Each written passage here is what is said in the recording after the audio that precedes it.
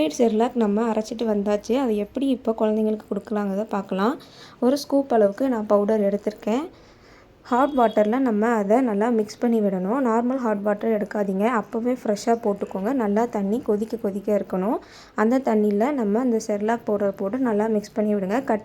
கட்டி சேராமல் நல்லா அதை மிக்ஸ் பண்ணி விடுங்க. மிக்ஸ் பண்ணதுக்கப்புறமா ஒரு மூடி போட்டு அதை நம்ம 10 நிமிஷம் அப்படியே விட்டுடலாம். அந்த ஹாட் வாட்டர்லேயே அந்த பவுடர் நல்லா வெந்து வரணும். அந்த கிளாஸில் இருக்க தண்ணிக்கு மேலே நான் அப்படியே அந்த பவுலை தூக்கி வச்சுடுவேன். அதிலே நல்லா வெந்துடும். ஒரு 10 மினிட்ஸ் அப்படியே விட்டுட்டு அதுக்கப்புறமா பாருங்கள், ஒரு ஆஃப் பனானா எடுத்து அதையும் நல்லா அதோட மிக்ஸ் பண்ணிக்கோங்க. நல்லா பழுத்த வாழைப்பழமாக எடுத்துகிட்டு அதை நல்லா மேஷ் பண்ணிவிட்டு செர்லாக்கோட சேர்த்து நீங்கள் மிக்ஸ் பண்ணிக்கோங்க.